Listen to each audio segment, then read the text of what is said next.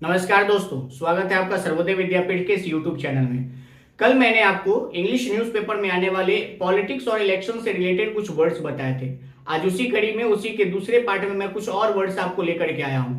पहला वर्ड है हमारे पास एंटी इनकम्बेंसी। एंटी इनकम्बेंसी का मतलब होता है सत्ता विरोधी लहर, यानी पदासीन सरकार जो वर्तमान सरकार है उसके खिलाफ जो विरोध होता है उसको हम लोग एंटी इनकम्बेंसी कहते हैं। दूसरा वर्ड है हमारे पास एनार्की। एनार्की का मतलब होता है अराजकता। अराजकता का मतलब जहां का माहौल काफी उथल पुथल हो, शांत नहीं हो, उसको हम लोग एनार्की कहते हैं।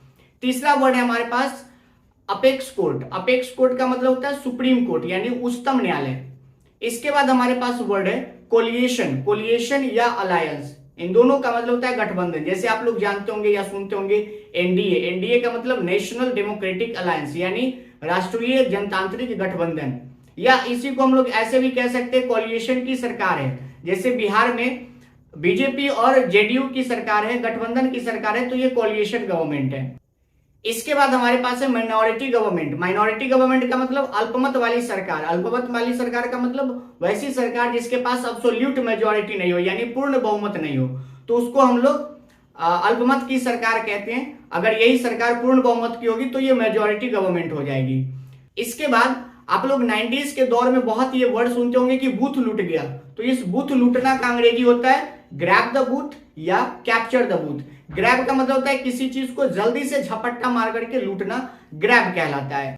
इसके बाद है ब्लेम गेम। ब्लेम गेम का मतलब होता है एक दूसरे पर दोषारोपण करना, यानी एक दूसरा पर आरोप प्रत्यारोप का जो दौर होता है उसको हम लोग ब्लेम गेम कहते हैं। इसके बाद है ब्रेक आइस। ब्रेक आइस का मतलब होता है चुप्पी तोड़ना, यानी किसी भी मामले में बोलना, खामोश नहीं रहना, उसको हम लोग कहते हैं ब्रेक आइस।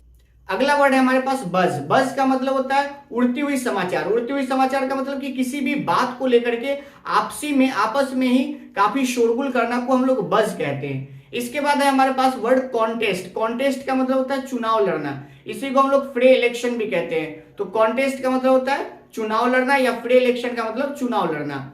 इसके बाद हमारे पास होता है कि हर पार्टी इलेक्शन के टाइम पे अपना एक घोषणा पत्र जारी करता है जिसको हम लोग मैनिफेस्टो कहते हैं। तो मैनिफेस्टो का मतलब होता है घोषणा पत्र। अभी बीजेपी की सरकार अब कहती है कि संकल्प, तो संकल्प का हो जाता है रेजोल्यूशन। बहुत बहुत धन्यवाद।